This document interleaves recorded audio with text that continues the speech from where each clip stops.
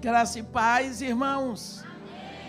Gostaria de convidar a igreja para abrir a Bíblia no segundo livro dos Reis, no capítulo 22.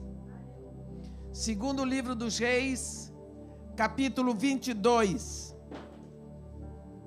Vamos começar no primeiro versículo, onde está escrito assim: Tinha Josias 8 anos de idade quando começou a reinar, e reinou 31 anos em Jerusalém. Sua mãe se chamava Gedida e era filha de Adaías de Boscate. Fez ele o que era reto perante o Senhor, andou em todo o caminho de Davi, seu pai, e não se desviou nem para a direita, nem para a esquerda.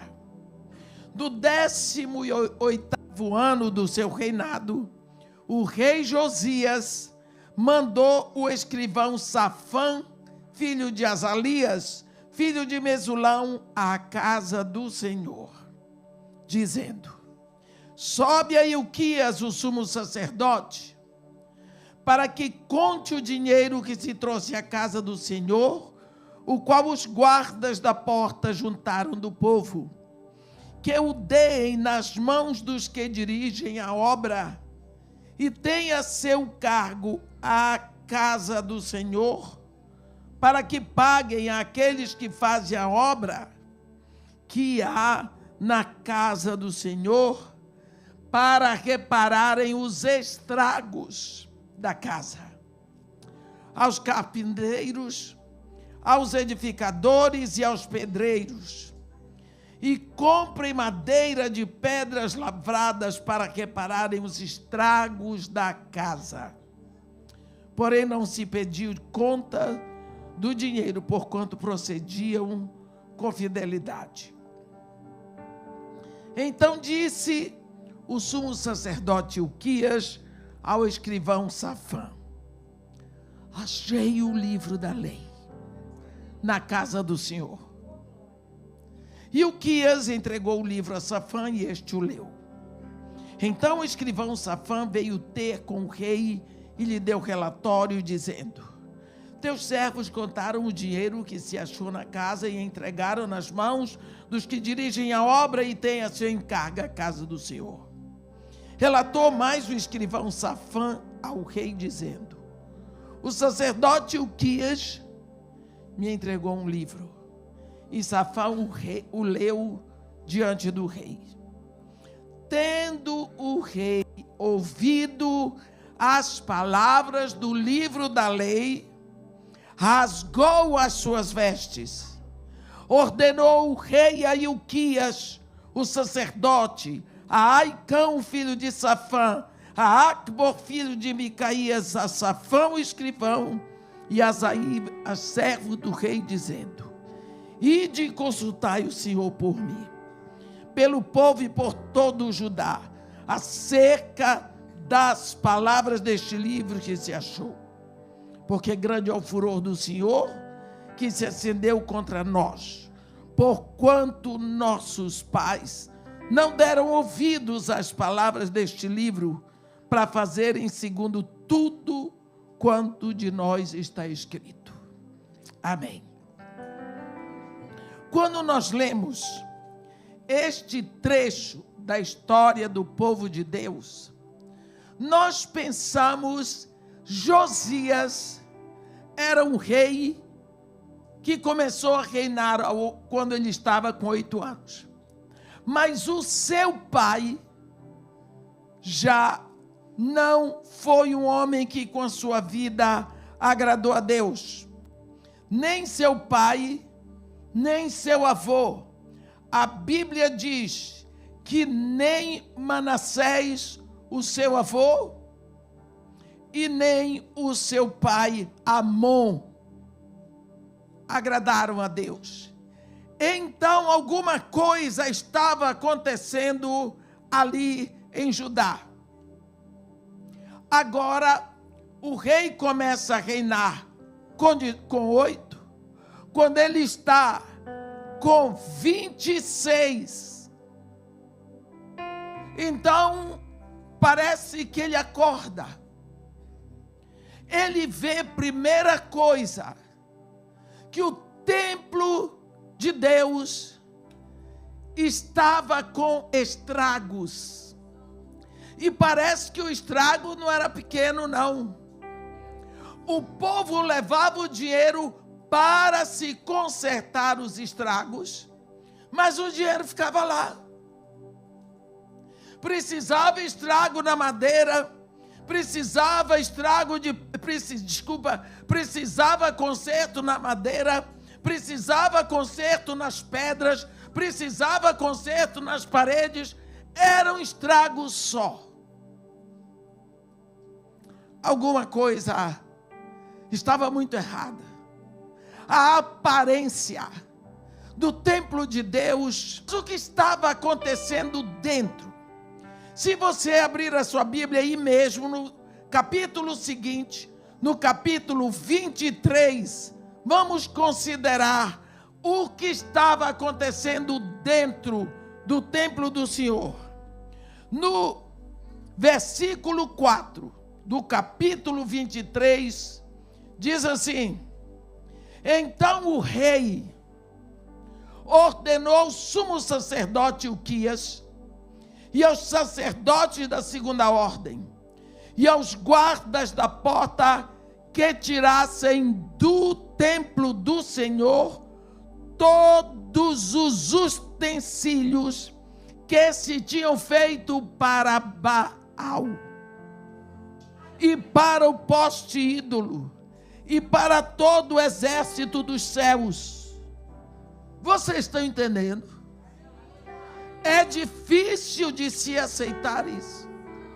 Vocês vão ver, meus irmãos, que dentro do templo de Deus era um verdadeiro centro de macumba. Por fora estava tudo estragado e por dentro aquela casa que tinha sido construída e dedicada para a adoração ao Deus único e verdadeiro, o Deus de Israel, era só um centro de macumba. Vamos ler mais um pouquinho. No versículo 7, está escrito: também derrubou as casas de prostituição cultual que estavam na casa do Senhor, onde as mulheres teciam tendas para o poste ídolo. Está vendo? No versículo 5 também está escrito: também destituiu os sacerdotes que os reis de Judá estabeleceram para incensarem sobre os altos na cidade de Judá e ao redor de Jerusalém, como também os que incensavam a Baal, ao sol e à lua e aos mais planetas e a todo o exército dos céus. No versículo 11, eu não vou ler tudo, só estou dando o resumo rápido, para vocês terem uma visão do que estava acontecendo. O versículo 11 diz: também tirou os cavalos que os reis de Judá tinham dedicado ao sol, a entrada da casa do Senhor, perto da câmara de Natã-Meleque, o camareiro.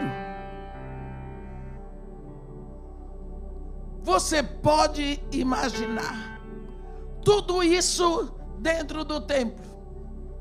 Baal sendo adorado, poste ídolo sendo adorado. Gente, Baal é Satanás sendo adorado ali dentro.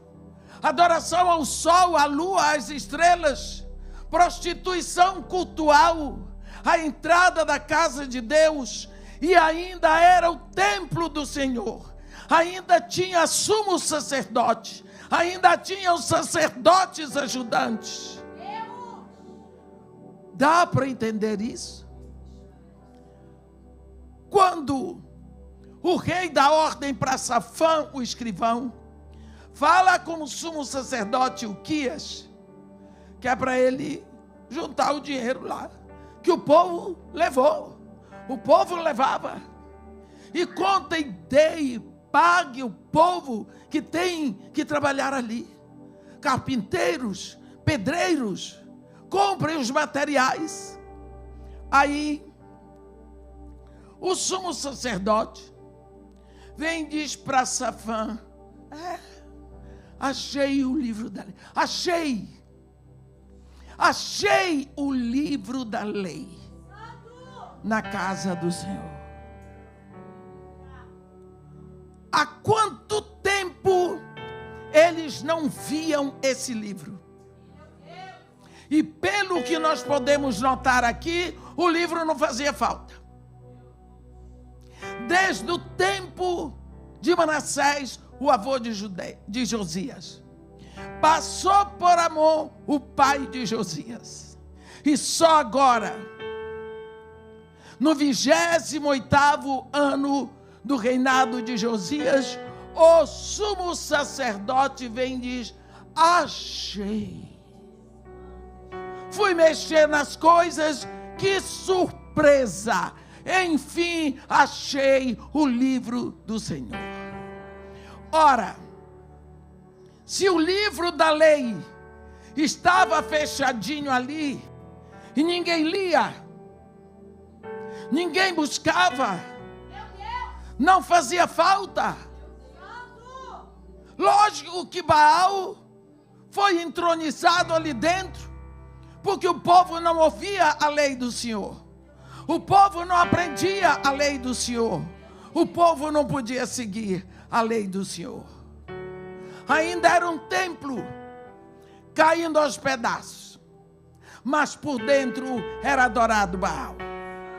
Quando nós vemos esta situação aqui no reinado de Josias, para nós isso não vai valer muito se não falar para nós hoje. Aleluia. Templo. Quando Deus criou o homem,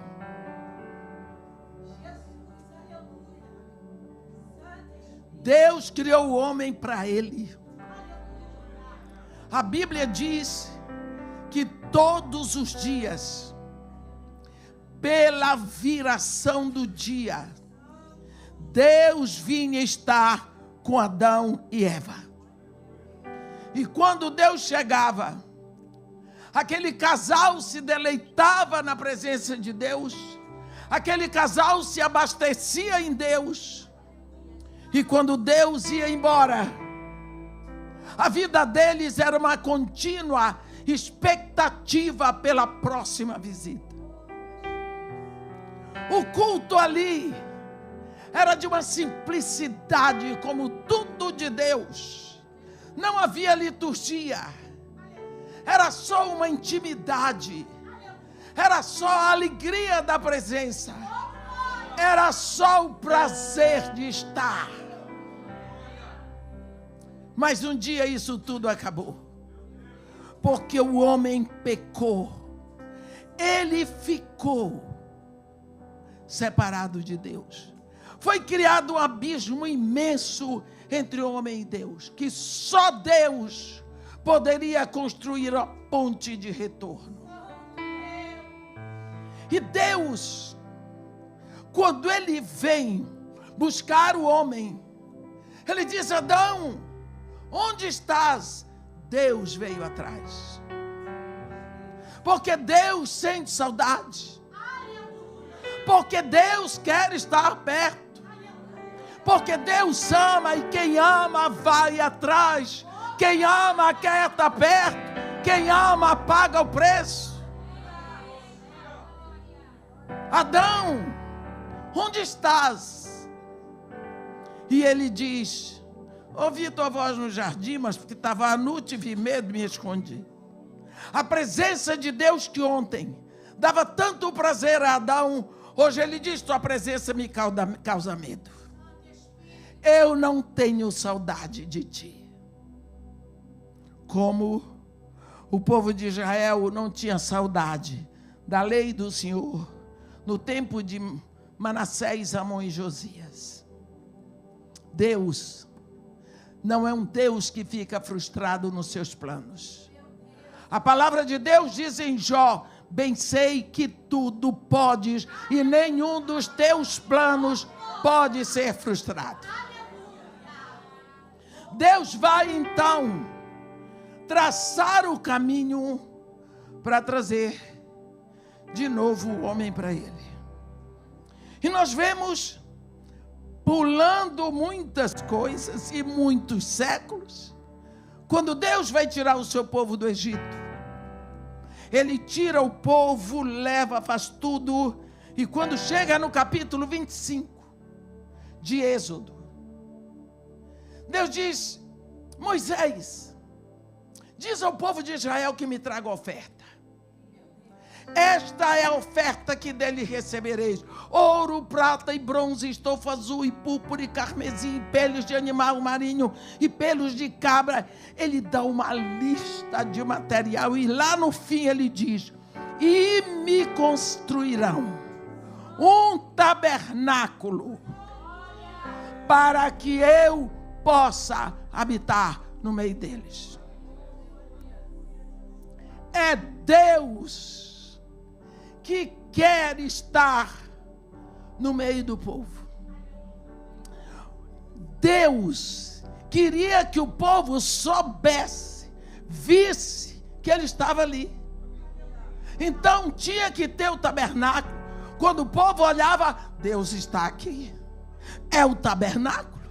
Deus está aqui. Bem, fizeram tudo. Agora Deus está sendo percebido por Israel.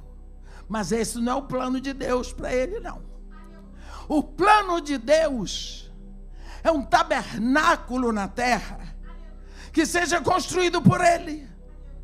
Você vê que a grande trama para o apedrejamento de Estevão, no capítulo 7 de Atos, é que ele diz: não habita o Altíssimo em santuários feitos por mãos humanas.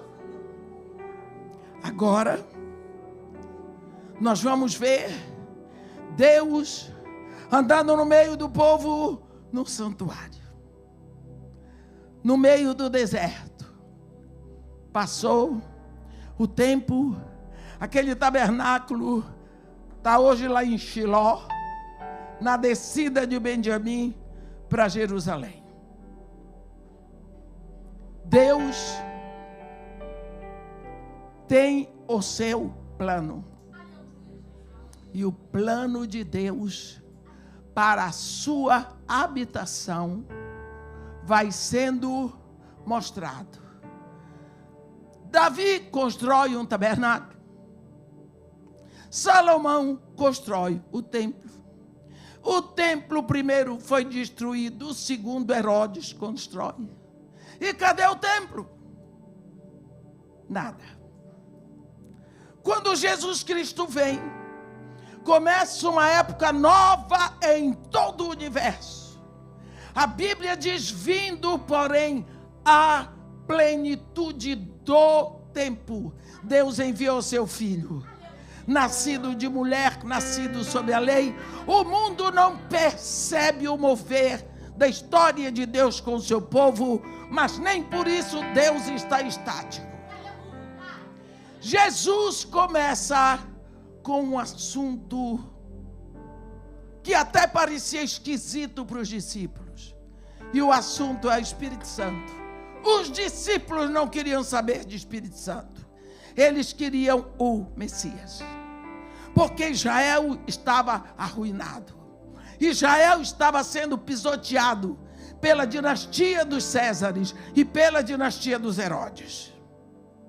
Então, os discípulos queriam o Messias, o descendente, o filho de Davi, que viria para botar Israel ao topo das nações, como foi nos dias de Davi. Jesus começa a falar do Espírito Santo. Os discípulos não queriam saber. Você vai ver que Jesus insiste, e só no Evangelho de João, Jesus Cristo dá 12 lições sobre o Espírito Santo. Chega o momento que ele diz, em João 14, ele fala do Espírito da verdade, que vos guiará a toda a verdade. Ele diz, o mundo não pode receber, porque não o vê, nem o conhece. Aí Jesus diz uma coisa assim, mas vós o conheceis. Por quê? Porque ele habita convosco e estará em vós. O que Jesus estava dizendo, hoje ele habita convosco, porque ele está em mim, eu estou convosco. Mas no futuro ele estará em vós. Jesus Cristo vai para a cruz, paga o preço da propriedade, ressuscita, sobe aos céus, deixa a sua propriedade na terra comprada. Porque, meu irmão, minha irmã que me ouve, Jesus Cristo comprou toda a humanidade. Jesus Cristo comprou toda a terra. Não fique pensando que tem um ser que não tenha sido comprado de volta. Mas, quando você faz uma compra, você compra um apartamento, você não tem o documento dele. Como é que você vai provar que o apartamento é seu? Você compra, depois que você pagou, você leva para ser registrado no cartório de imóveis. Tem que ter o selo do cartório de imóveis. Tem que ter o carimbo. Jesus subiu, pagou o preço da propriedade, mas não carimbou nada. E a última etapa num processo de compra é o carimbo. Ele sobe, 10 dias depois, o Espírito Santo desce para carimbar. A Bíblia diz, em quem vós também, tendo ouvido a palavra da verdade, o evangelho da vossa salvação, tendo nele também crido, fostes selados com o Espírito Santo da promessa. Ele é o penhor da nossa herança, até o resgate da sua propriedade, em louvor da sua glória.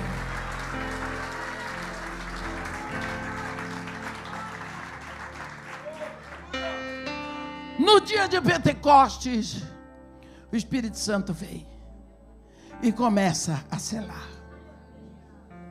Vamos parar isso aqui e levar essa certeza do Espírito Santo, que já veio e vai fazer 2000 anos, lá para o princípio. Sabe por quê? Porque hoje nós vemos uma igreja indiferente, um povo que tem a Bíblia e não lê, um povo que tem tempo mas não ora,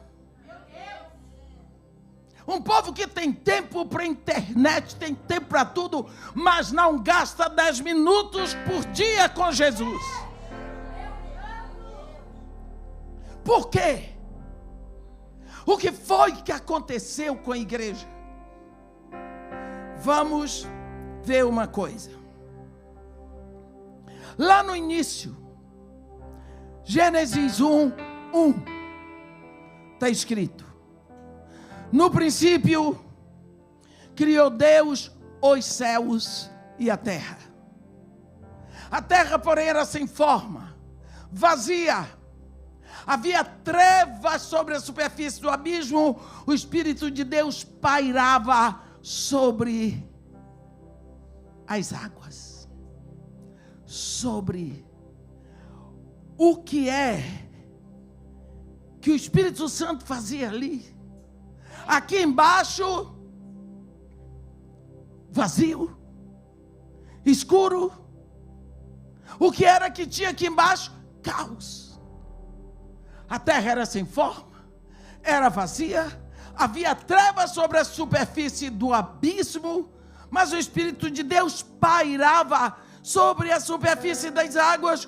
Quando você examina esse verbo pairar, no hebraico, no Bereshit, que é o Gênesis hebraico, é um verbo que lhe dá certeza do Espírito Santo tomando conta com atenção para que nada acontecesse. O Espírito Santo está aqui cobrindo. Deus vem ali e diz: haja luz. Pá! Houve uma explosão. A palavra vem coberta com o Espírito, dá uma explosão, o caos foi embora e o cosmos começou. Começa a criação. Os cientistas dizem que a Terra começou por causa de uma explosão que eles chamam bumerangue. Vocês já aprenderam isso na escola? A explosão que deu, continuou dando depois. E nós vamos ver, todas as vezes que você segue essa equação, Espírito mais palavra igual explosão de vida. Vamos ver, lá no início, o Espírito cobria, a palavra veio, explosão de vida começou. Se nós formos para o Novo Testamento agora, havia uma virgem. Como é o ventre da virgem? Sem forma, vazio, não é? O anjo Gabriel veio e entre tantas coisas ele diz para ela: terás um filho. A palavra caiu no ventre dela. Ela diz: como se fará isso? Eu não conheço varão. Ele falou uma coisa mais ou menos assim: que é isso, Maria? Então você não sabe da equação. Você não sabe, Maria, que a palavra já caiu. Se o Espírito Santo cobrir,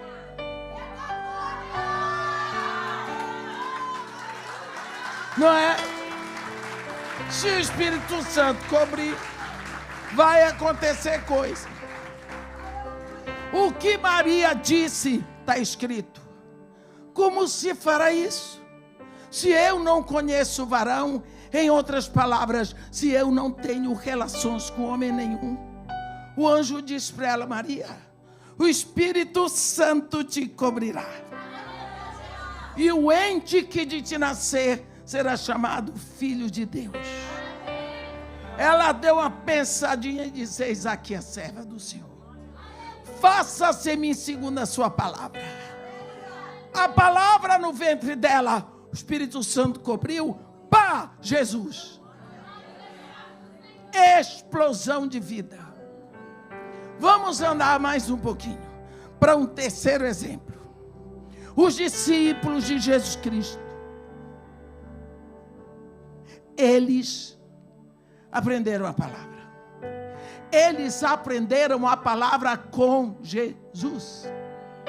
Você sabe quem é Jesus? O próprio Deus. Você pensa o que é estudar a palavra de Deus com o próprio Deus? Puxa vida. 3 anos. 3 anos. Quando Jesus subiu, aqueles homens estavam encharcados da palavra de Deus. Eles sabiam a palavra de Deus. Você vê que no dia de Pentecostes, um dos discípulos de Jesus, Pedro, um pescador, ele citou a profecia de Joel de cor. Busque um pastor que saiba A profecia de Joel de Có, você vai encontrar, mas vai ser difícil. Pedro, pescador, sabia. Acontecerá naqueles dias, diz o Senhor, que derramarei do meu espírito sobre toda a terra. Foi citando. Ele aprendeu. Aqueles homens estavam cheios da palavra. Não prestaram para nada. Eles eram confusos. Eles brigavam muito. Um vendeu o mestre, gente. O outro cortou a orelha do soldado mau do sumo sacerdote. Uma confusão que eles faziam. Quando Jesus ressuscita, olha essa. Jesus Cristo ressuscita. Chega no meio deles. A última vez que eles tinham visto Jesus foi morto na cruz. Jesus Cristo ressuscita. Eles estavam num ambiente todo fechado, com medo dos judeus. Jesus Cristo não abriu a porta, não caiu do teto, não saiu do chão. Pá, apareceu assim, Shalom. Eles ficaram com medo. Jesus Cristo disse, Shalom. Aí Jesus Cristo diz um versículo que eu tive tanta dificuldade, pastor, de pregar sobre isso. A Bíblia diz, no Salmo 115, versículo 16, os céus são os céus do Senhor, mas a terra deu a ele, aos filhos dos homens. Então os céus são de Deus, a terra é do homem. Agora Jesus Cristo ressuscita e diz assim, todo o poder me foi dado nos céus, eu sou Deus, e na terra eu sou homem. Agora, ide, fazei discípulos de todas as nações, ensinando a eles o que vos tenho ensinado, mas agora, permanecei na cidade. Ô Senhor Jesus, se eu estivesse lá, eu ia perguntar, é para ir ou é para permanecer na cidade? Ele diz, ide, mas agora não, porque agora vocês só têm a palavra.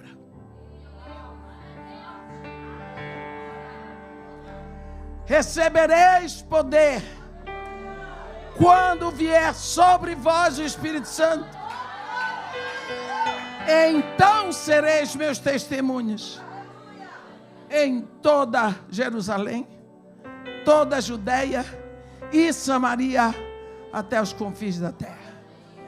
O que Jesus estava dizendo para eles é, vocês têm toda a palavra, mas não têm o Espírito para dar a explosão de vida. Jesus os levou para Betânia. E lá, enquanto dava as últimas recomendações, Jesus Cristo foi sendo elevado aos céus. Nós sabemos o que aconteceu.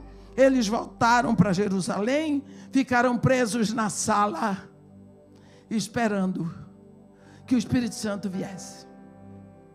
Jerusalém estava assim, apinhada de judeus piedosos que vinham de todos os confins da terra, porque era a festa de Pentecostes. Jesus, Deus o Pai, havia ordenado 7 festas, que seriam convocações solenes. Pessoas de 17 línguas diferentes, judeus piedosos, a Bíblia diz que todas as nações da terra vinham para celebrar essas festas. Era pães ázimos, Páscoa, primícias, Pentecostes, trombetas, expiação e tabernáculos. Jerusalém, que hoje já é pequena, você imagina naquela época, estava apinhada de gente. 10º dia, depois que Jesus subiu, dia de Pentecostes, todos os discípulos no mesmo lugar. A Bíblia diz: ouviu-se um som do céu como de um vento impetuoso que encheu toda a casa.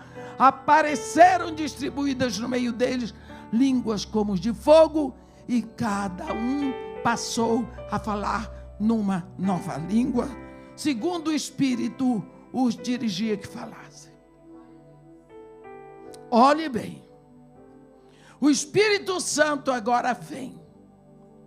Ele vem sobre a palavra que estava nos discípulos. Eles estavam cheios da palavra.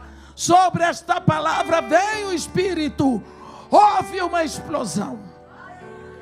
Estes homens abriram as portas. Nunca mais se esconderam. Eles botaram o mundo daquela época de cabeça para baixo. Eles entregaram as suas vidas.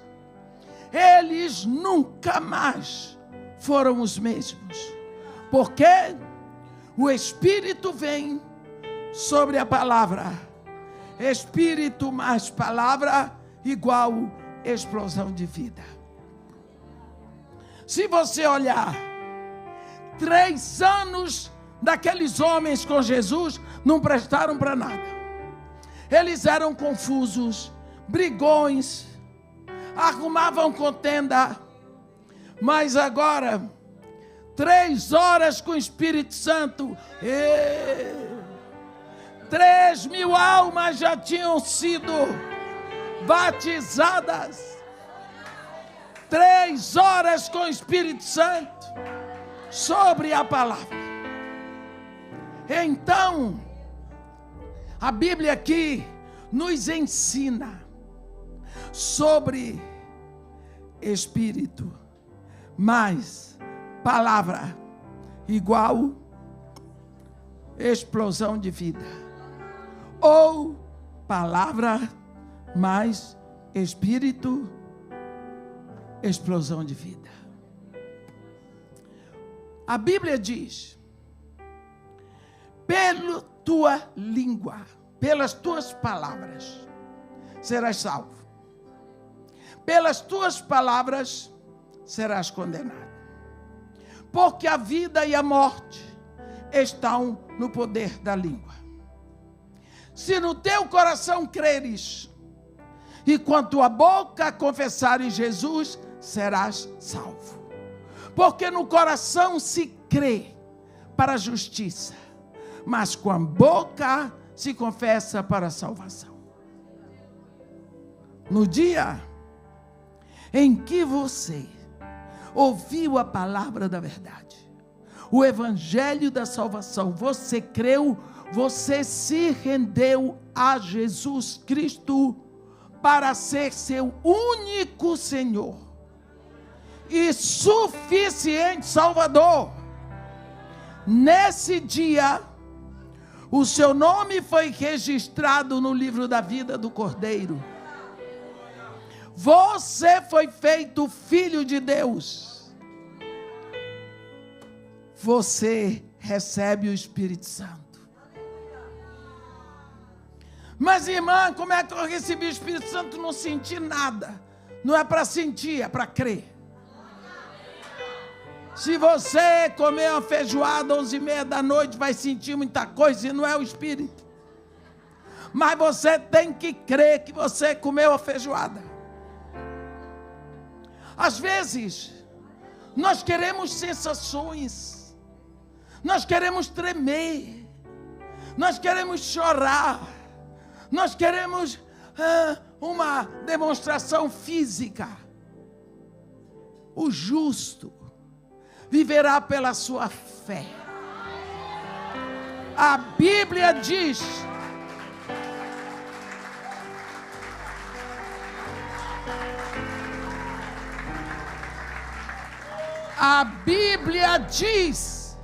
se você se rende a Jesus Cristo de todo o coração, lhe é dado o Espírito Santo. Acabou. É palavra de Deus. Então, você já tem o Espírito. eu lhe peço que você não se aborreça comigo. Mas, se tem aqui alguém que nunca abriu a boca e confessou Jesus como único Senhor, suficiente Salvador, você pode levantar e dizer que o pastor está bem aqui. Pode dizer, não tenha vergonha não, porque um dia cada um que está aqui já fez isso, inclusive o pastor e eu. Tem alguém aqui que nunca fez isso? Se tem, venha logo para não se sentir mal com o que eu vou dizer.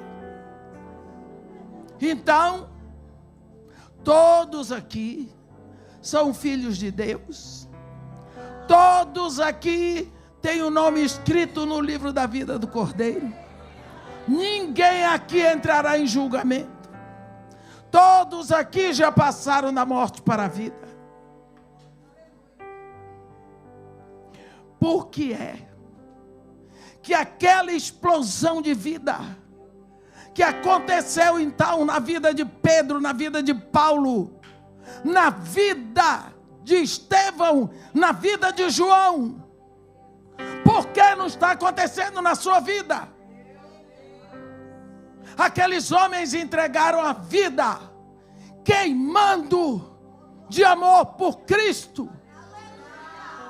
E você, por que não está acontecendo isso na sua vida? Tem alguma coisa errada e não é a Bíblia. Você tem o Espírito. Falta o quê? A palavra. E não pense você que vir à igreja 3 vezes por semana para ouvir o pastor ler a palavra vai resolver, não. É a sua vida com a palavra, botando palavra para dentro, palavra para dentro, palavra para dentro para dar combustão.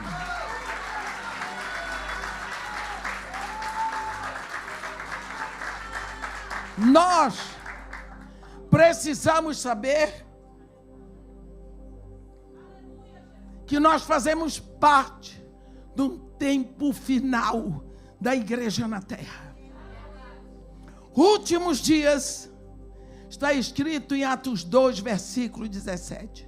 Os últimos dias começaram no dia que o Espírito Santo veio para a terra.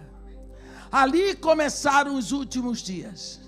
Portanto, nós estamos na rebarba final dos últimos dias. Como está a nossa vida? O que está acontecendo lá no templo do tempo de Josias? O que tinha dentro do templo era o quê? Culto a Baal, ao sol, à lua, às estrelas, ao poste ídolo. O que tem no nosso templo hoje? Culto ao espírito de Jezabel. Deixa eu lhe dizer o que é o espírito de Jezabel. Havia no Antigo Testamento um rei do Tiro, hoje é da Fenícia, hoje é Jordânia. O nome dele era Etbaal. Ele é rei do Tiro, sacerdote de Astarote. Ele tinha uma filha linda. Ela era a princesa Jezabel. Uma mulher belíssima, eu que acho. A Bíblia não diz que ela era linda, mas quando eu ouço falar princesa, para mim é bonita. Não sei porquê. Outro dia, eu estava vendo a televisão e eu vi um rei da Coreia com a princesa.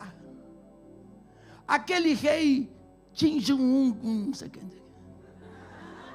E a filha dele, a princesa, feinha, coitada.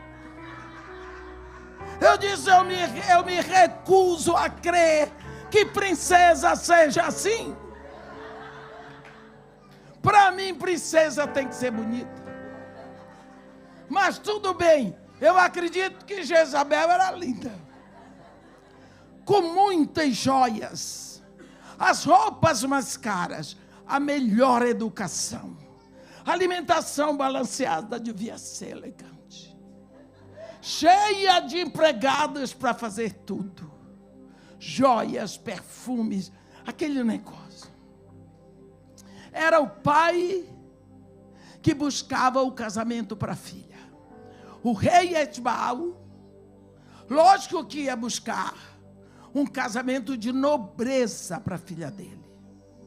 Casou a filha com o rei Acabe de Israel. Um casamento nobre e político. Jezabel, quando estava para ir para Israel, ela pensou, eu vou para lá, mas eu vou instalar o culto ao meu Deus em Israel. O Deus dela era Satanás. Era Baal, adorado aqui no templo de Josias. Ela diz, quando entra em Israel, a mulher é inteligente. Como eu vou levar esse povo que adora o Deus de Israel para adorar o meu Deus? Esse povo adora o Deus de Israel porque eles ouvem a palavra do Deus de Israel. Mas no dia que eles não ouvirem mais a palavra do Deus de Israel, eles vão ouvir a palavra de Baal, eles vão adorar a Baal. Então, ela diz, eles ouvem a palavra do Deus de Israel, porque os profetas pregam a palavra de Deus. Eu vou matar todos eles. Esta mulher ordenou a matança de todos os profetas de Deus. Foi. Não havia mais quem pregasse. O povo se debandeou para Baal. Você viu? Embora muitas pessoas, não sei porquê, digam que o espírito de Jezabel seja o espírito de imoralidade sexual, não é não. É o espírito da silenciamento da palavra de Deus. Vou dizer para vocês. Quando Jesus Cristo escreve, dita 7 cartas para as igrejas da Ásia Menor, Éfeso, Esmirna, Pérgamo, Tiatira, Sardes, Filadélfia e Laodiceia. Ele manda, quando ele escreve a carta para a igreja em Tiatira, quando chega na hora de fazer a admoestação, ele diz: tenho, porém, contra ti, que tu toleras que esta mulher, Jezabel, que a si mesmo se declara profetiza, não apenas seduza os meus servos a praticarem a prostituição, mas também a comer alimentos sacrificados aos ídolos. Quando Jesus Cristo fala que Jezabel seduz os servos dele a praticarem a prostituição, meus irmãos, prostituição é idolatria. Porque nós sempre achamos que prostituição sexual não, idolatria. Já na igreja, em Tiatira, no primeiro século da era cristã, o espírito de Jezabel já estava na igreja. Esse espírito, ele vem se esgueirando por dentro da igreja. Ele se move na vida dos crentes. Você tem a Bíblia, mas não lê. Você senta para ler, dá sono. Você começa a ler, a leitura enjoada. Parece uma mesmice. Lhe dá cansaço, não tem nada. Deixa para depois. A Bíblia fica esquecida. Como estava dentro do templo, no tempo de Josias. E quando o livro da palavra está fechado, está esquecida, o templo vai piorando. Ele vai ficando por fora estragado. E lá dentro, outro Deus vai ser adorado, que não é o Deus de Israel. Por isso que muitas vezes a nossa vida não está condizendo com a vida de filhos de Deus, porque o livro da palavra está escondido em algum lugar, mas não ocupa mais o centro das nossas vidas, e nós somos o templo de Deus na terra. É tão lindo quando Jesus Cristo diz para a sua noiva, a igreja: põe-me como selo sobre o teu braço, como selo no teu coração, porque o amor é forte como a morte, mas o amor lá na cruz lutou com a morte e venceu. Nós precisamos saber o que estamos fazendo. Nós somos o templo que Deus levantou na terra para a sua habitação. Quando você confessa Jesus como único Senhor, suficiente Salvador, a palavra diz que o Espírito vem habitar em você. Mas agora precisa a palavra para dar a explosão de vida, para você crescer, para você produzir, para você prosperar espiritualmente. Um homem, eu estava dando uma série de lições sobre os símbolos do Espírito Santo. Toda quarta-feira eu ia naquela igreja, o pastor tinha me convidado para dar um símbolo do Espírito. São 8 símbolos do Espírito na Bíblia: pomba, água, chuva, sopro, vento, óleo, fogo e penhor. 8. Nesse dia eu estava dando a pomba. Gênesis 8, a partir do versículo 8. Quando eu acabei de pregar, veio o povo falar comigo, tinha um senhor assim. E eu percebi que ele queria falar comigo. Eu disse: meu irmão, você quer falar comigo? Ele disse: quero, mas é sozinho. Aí eu disse para os irmãos: hoje é quarta-feira, amanhã é quinta, vocês têm o que fazer, eu vou deixar vocês, vou falar com aquele irmão ali. Tudo bem. Puxei uma cadeira, fui lá e disse: meu irmão, pode falar. Ele disse: irmão, o meu assunto é rápido. Quase que eu disse graças a Deus, porque eu já estava... Irmã, como é que eu faço para ter o Espírito Santo? Eu me lembrei daquele Simão mágico, de lá de Atos 8. Não é? Me lembrei dele. Mas, eu disse: meu irmão, é simples, porque para mim a resposta era simples.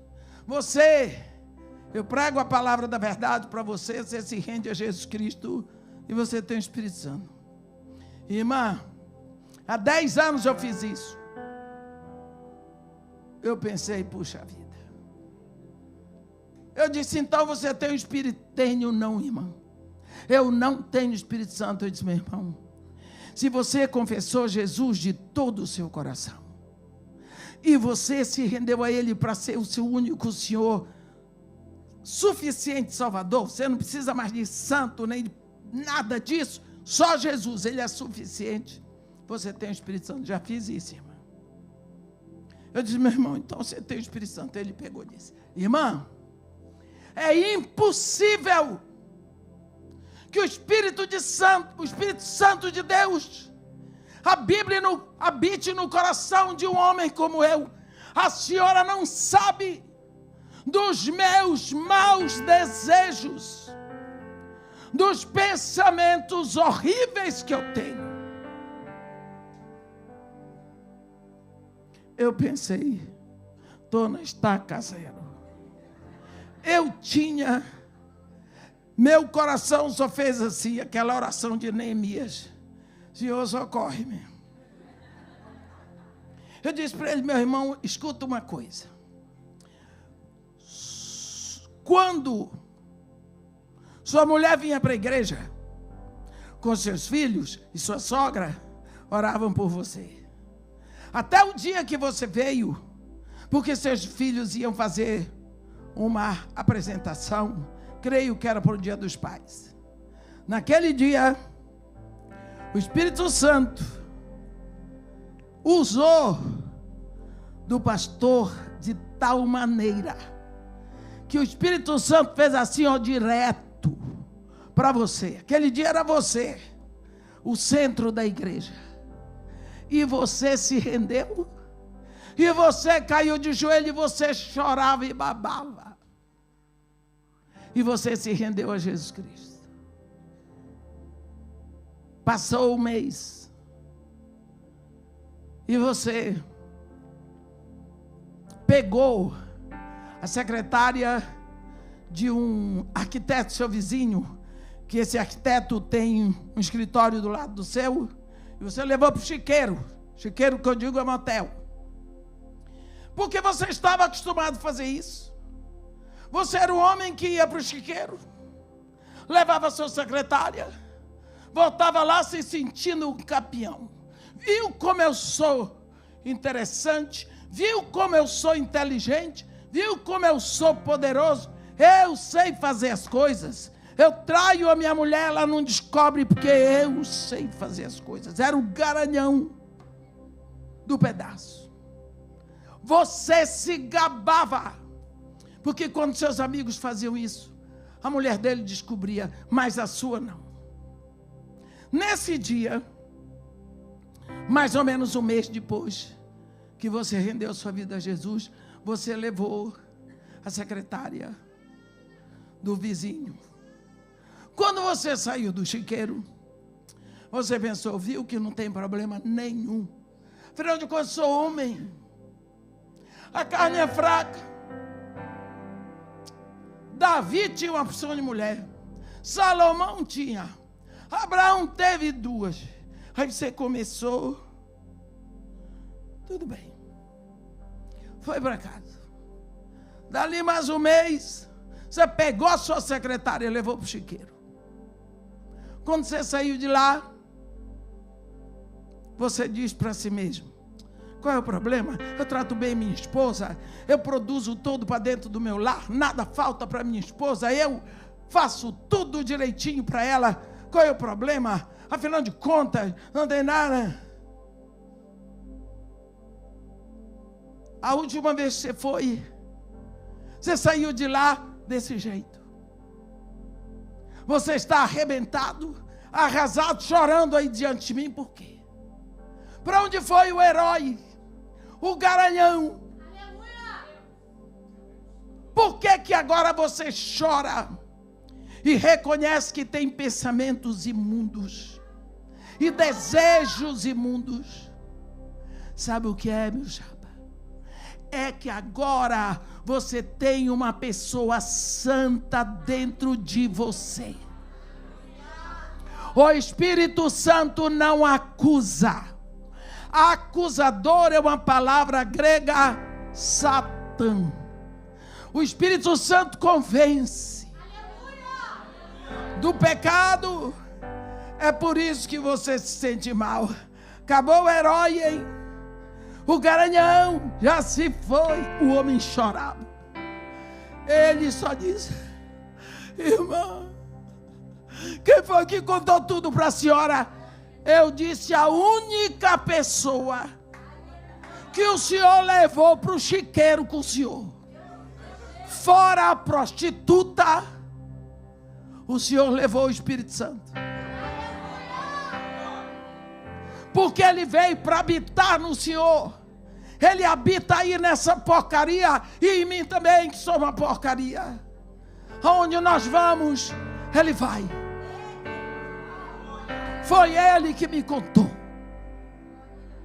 Graças a Deus, naquela eu saí. E hoje aquele homem me quer tanto bem. É diácono da igreja.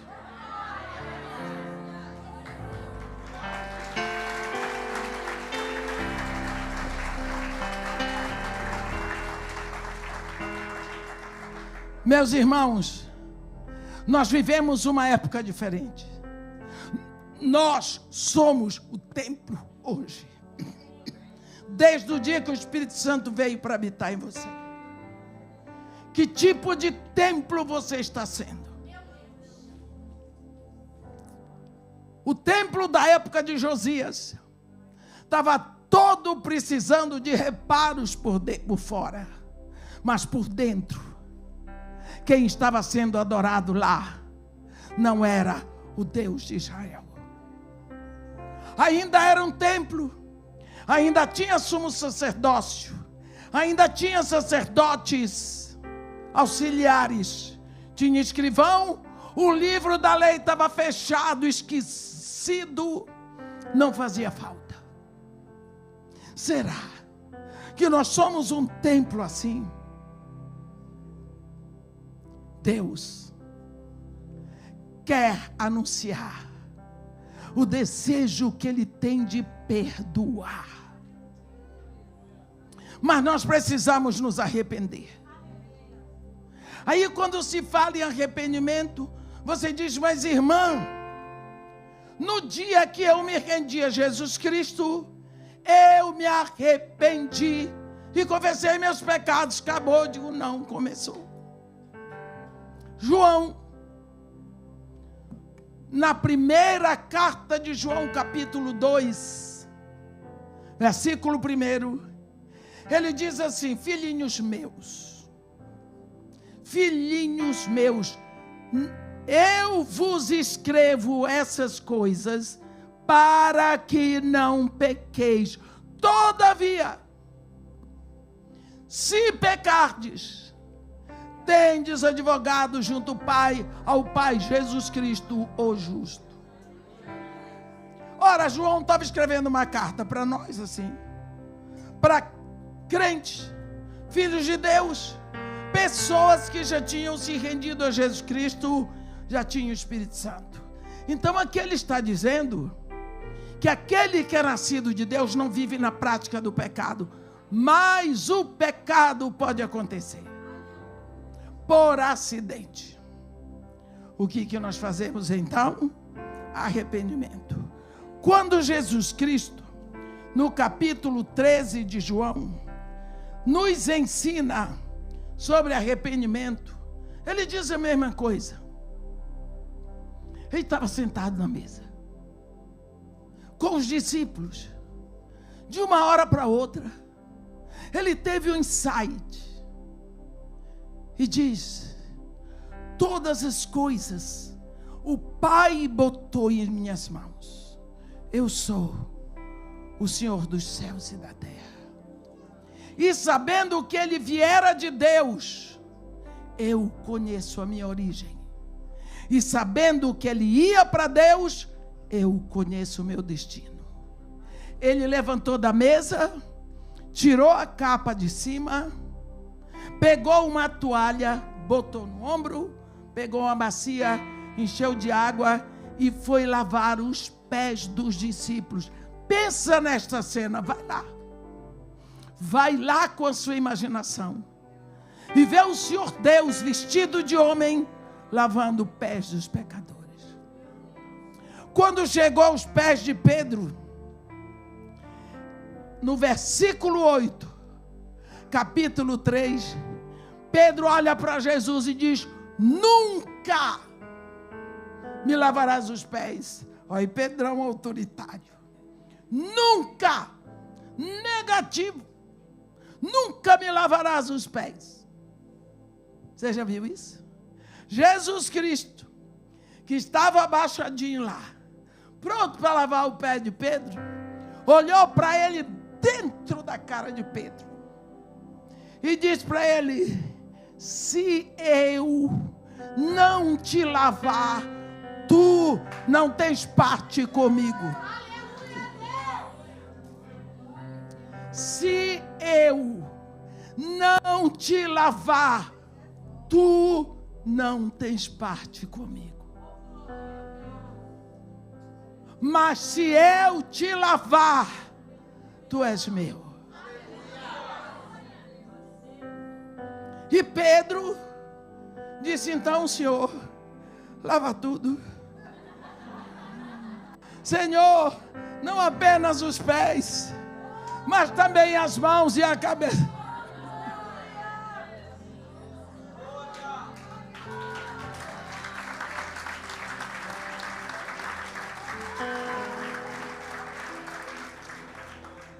Aí Jesus dá o outro ensinamento. Olhou para Pedro e disse: Pedro, quem já se banhou? Olhe lá, está escrito no versículo 10. Quem já se banhou não necessita de lavar senão os pés. Quanto mais, está tudo limpo. O que Jesus está dizendo? No dia que você se rendeu a Jesus, Ele lhe lavou.